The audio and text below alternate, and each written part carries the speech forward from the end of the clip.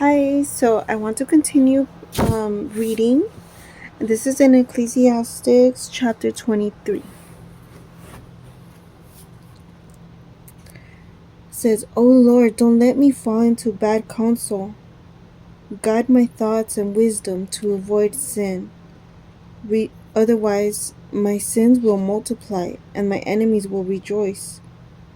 Keep me humble and away from evil desires. Let gluttony and lust not control me. Don't give me a shameless mind. Follow the discipline of the mouth, for it prevents trouble. Sinful speech leads to some stumbling. Avoid making oaths or misusing the holy name. Like a servant beaten continually, swearing leads to sin. A man of many oaths will face calamity. Deadly speech should not be among the godly. Rude speech leads to sin. Honor your parents and be mindful of your actions among great men to avoid regret. Abusive speech never leads to correction. Passion and fornication increase sin and bring wrath. A fornicator will never stop until death. A man who strays from marriage believes no one sees him, but God sees all. God's eyes see all, even him, but God sees all, even in secret. Everything is known to God before and after creation. This man will be punished unexpectedly. So will a wife who betrays her husband. She breaks God's law, dishonors her husband, and commits adultery. She will be publicly shamed, and her children will suffer. Her children won't thrive, and her memory will be cursed. Her reproach will never be forgotten. The fear of the Lord is the greatest, and following his commandments is sweetest. Wisdom praises herself and declares her glory among her people. In the assembly of the Most High, this is chapter 24, by the way. She speaks, proclaiming her greatness before his hosts. I came forth from the mount of the Most High and covered the earth like a mist. I dwelled in the heights, and my throne was in a pillar of cloud. Alone, I encompassed the vault of heaven and traversed the depths of the abyss. Over the waves of the sea, across the earth, and among all nations, I have held sway. Among them all, I sought a resting place. In whose inheritance should I abide? Then the Creator of all gave me a command, and my Maker gave me a dwelling. He said, encamp in Jacob and let Israel be your inheritance. Before time began, he created me, and I will exist for all eternity. In the holy tent, I ministered before him, and thus I was established in Zion. In the beloved city, he gave me rest, and in Jerusalem was my dominion. I took root among a glorious people. The Lord's portion is my inheritance. I grew tall like a cedar in Lebanon, like a cypress on the heights of Hermon.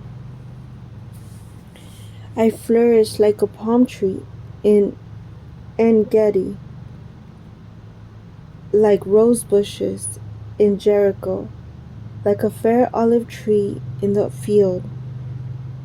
and like a plane tree by the water, like cassia and camel's thorn. I gave forth perfume, like choice myrrh. I spread my fragrance, excuse me, like galbanum, onycha, and stacte, and like incense in the holy tent. Like a terebinth, I spread out my branches, glorious and graceful. Like the vine, I budded forth delights, and my blossoms became abundant and splendid fruit. Come to me, you who desire me, and eat your fill of my fruits. For the remembrance of me is sweeter than honey, and possessing me is sweeter than the honeycomb. Those who eat of me will hunger for more.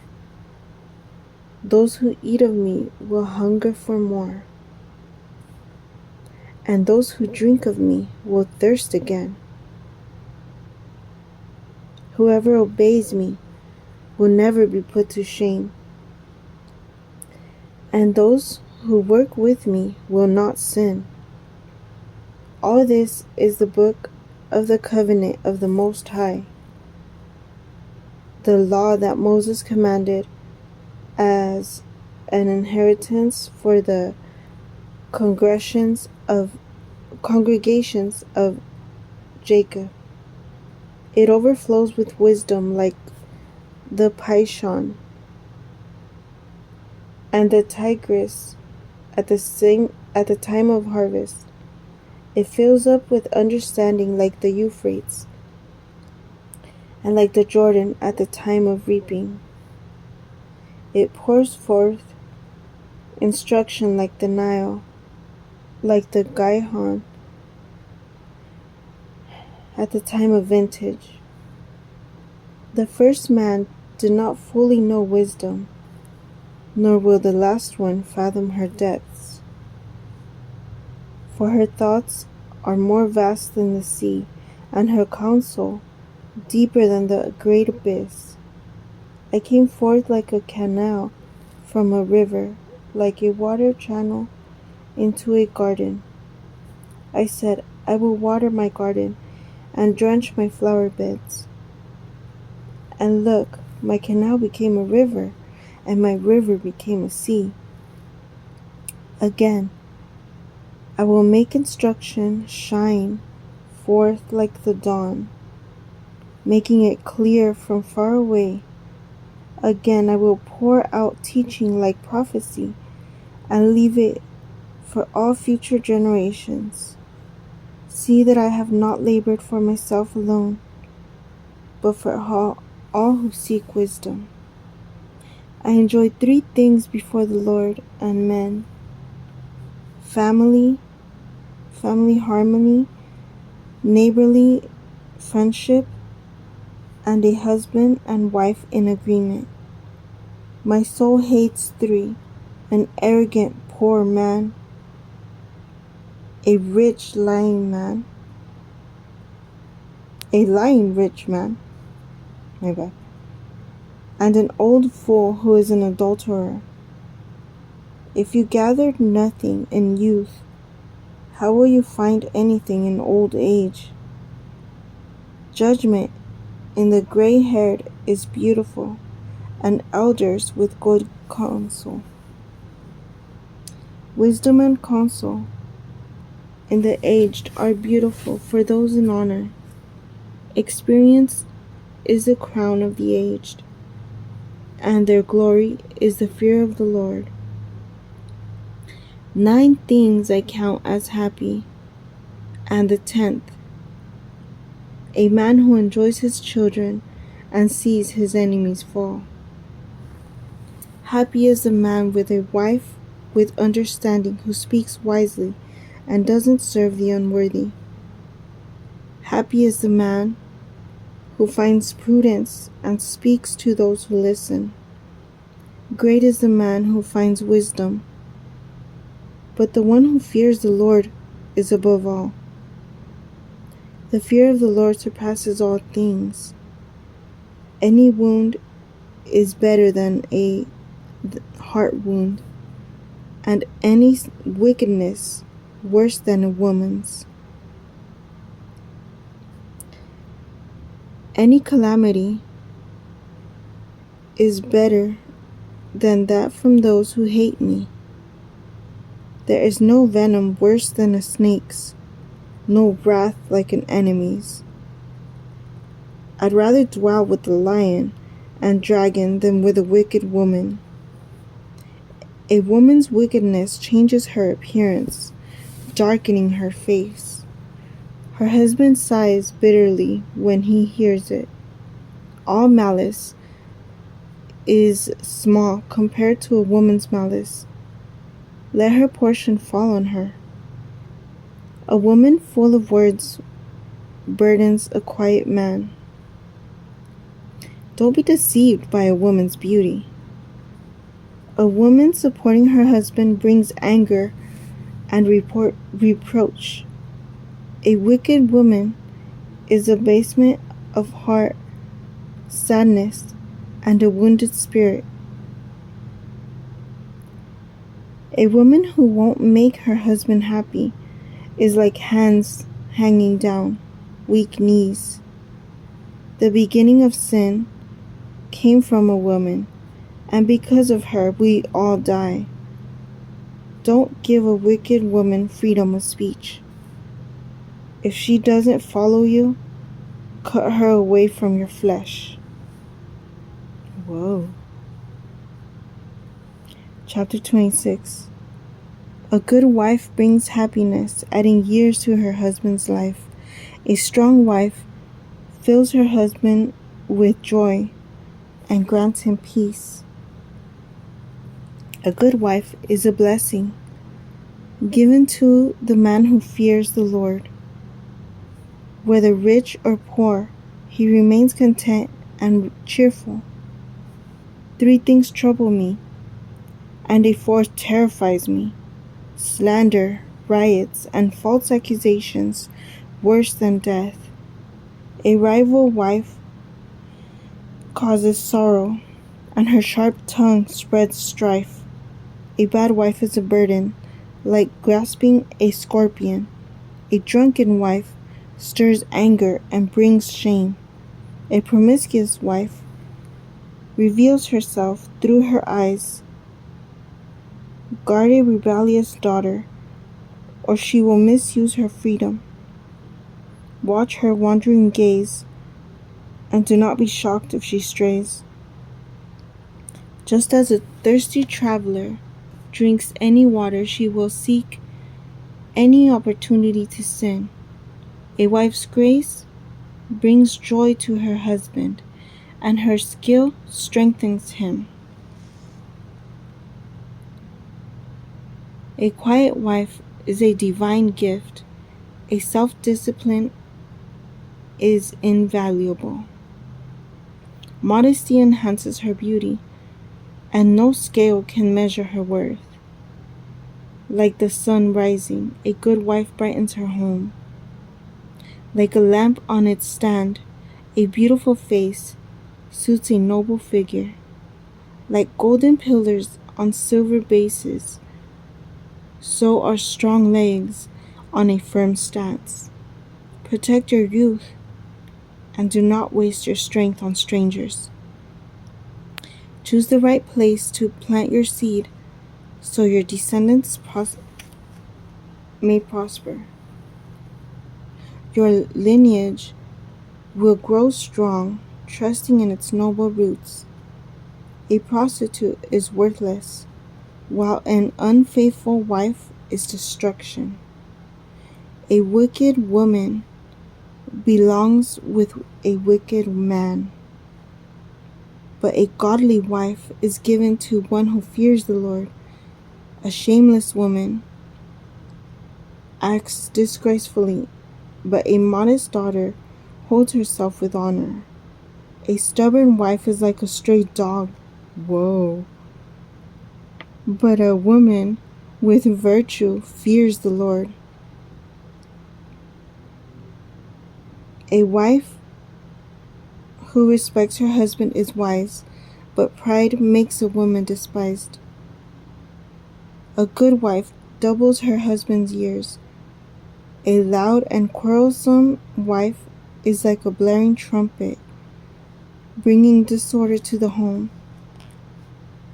3 things trouble me: a warrior reduced to poverty, wise men treated with contempt, and one who abandons righteousness. God will bring judgment. A merchant struggles to stay honest, and a tradesman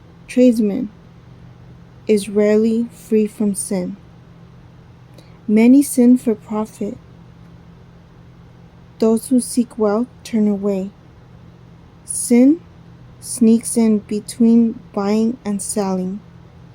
Without fearing the Lord, a house will fall quickly. Thoughts are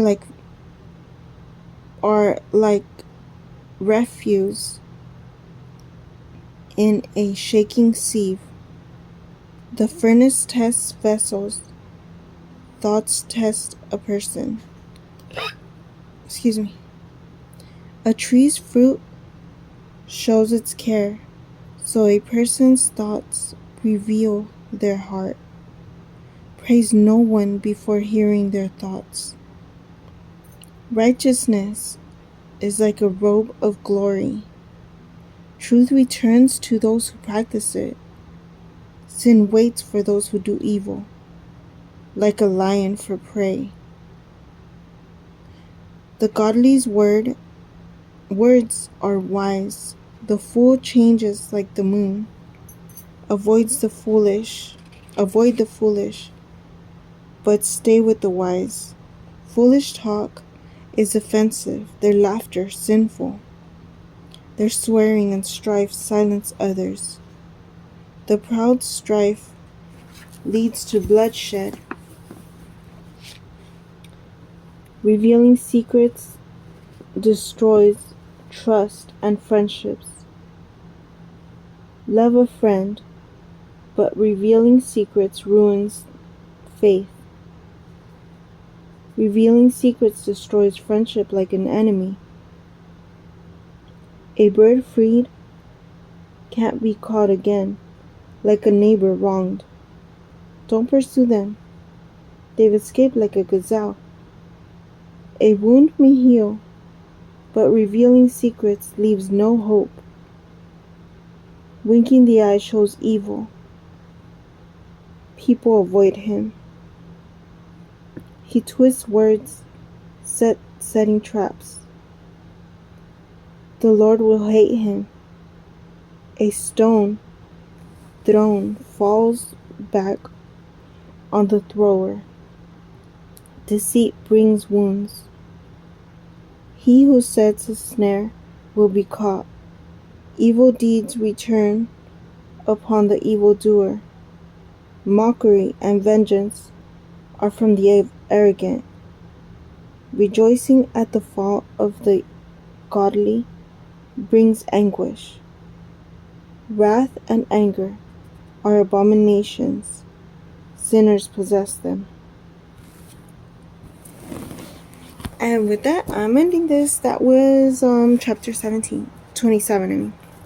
Bye.